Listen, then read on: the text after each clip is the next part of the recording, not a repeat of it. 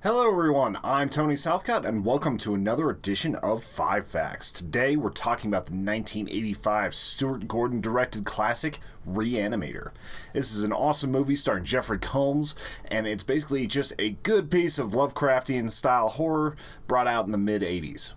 Anyway, let's get to the facts. Fact number 1, being tired of Dracula and vampire movies inspired Stuart Gordon to make this. In a discussion with his friends, he was talking about how overdone Dracula and all these other movies were, but that there weren't enough things going into Frankenstein's monster and just basically the stories that could come out of that.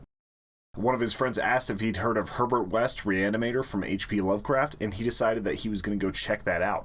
Upon reading it, he decided that this was absolutely what he wanted to make. He wanted to turn it into a theatrical production, but that didn't quite pan out. Then he got the idea to turn it into a 6-part series on different Lovecraft stories for TV. There wasn't a huge horror audience at that time for TV, so they decided that they were going to adapt it into a film. After they decided to make the actual film for it, they moved it to Hollywood instead of in Chicago so that they could have better special effects done. Unfortunately, the adaptation didn't really go that much into the story that Lovecraft wrote. It had elements of it, but it wasn't super accurate. It ended up being more of a parody on Frankenstein, and frankly, with how good this movie is, I don't really mind. Fact number 2, Reanimator was incredibly bloody and tried to be as accurate as possible with its depiction of dead bodies.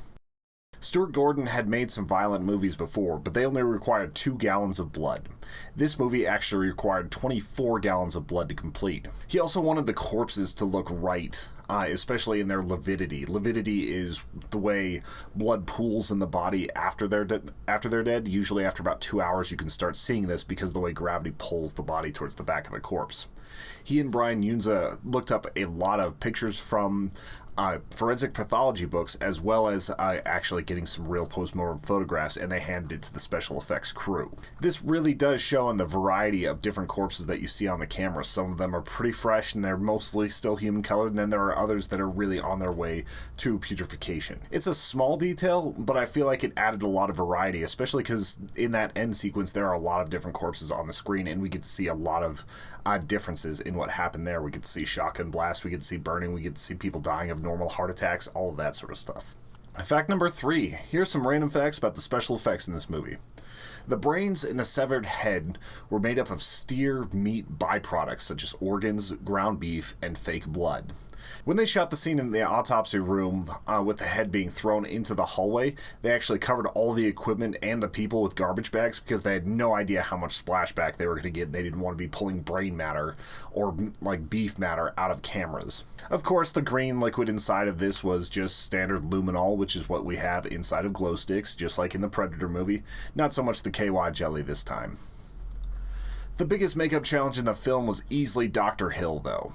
Dr. Hill had to basically be manipulated in so many different ways to have his head either sitting on a table, or the parts where it was most complicated were when they were carrying the head around. Whenever he had to carry the head around, there were a few different rigs depending on the angle of which they were filming. Some of them, like the part where he's having to basically try to go down on Megan, while he's just ahead, like he's basically having to lie on a table and like have a rig over the top of him. Whenever he's walking, he has a shoulder apparatus that he crawls into from the bottom to put his head forward and make it look like that the body behind is just kind of moving with him.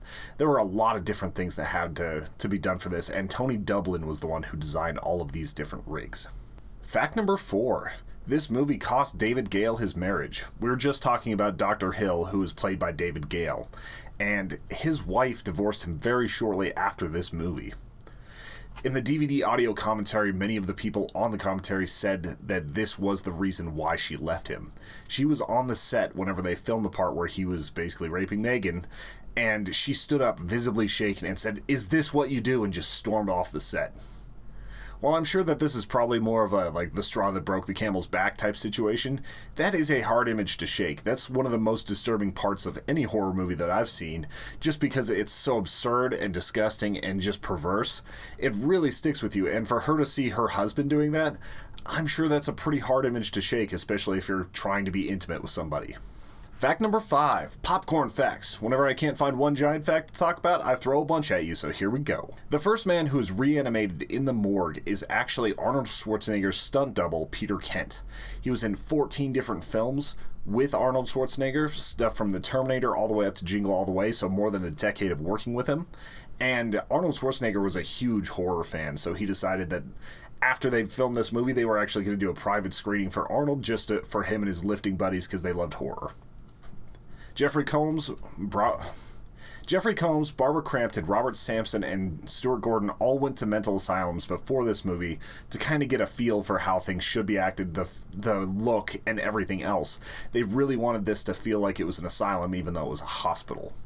Bob Dawson created the intro for this film, and normally I wouldn't talk that much about intros, but Bob Dawson's gone on to do a lot of work in Hollywood. He's done almost every intro to the Tim Burton movies, like pretty much all of Tim Burton's movies, except for 1 or 2, have had Dawson do it. He also did the intros for X-Men, Pirates of the Caribbean, and tons of others. Like, this is just a guy who's a specialist, and this is kind of where he got his start. The gurney used for David Gale's severed head was borrowed from Night of the Living Dead, mostly because it already had a hole cut in it so that they could have those head effects going on. The final fact I've got for you is that the last scene of this movie, the one where all the zombies are popping up, where you've got Herbert West being sucked in by intestines and all these other things, was actually done in less than 24 hours. They had run out of money, and they were at the very ends of their budget, and they knew they just had to power through to get it done. So for the last 24 hours, they just went non-stop trying to get as many sequences done as possible.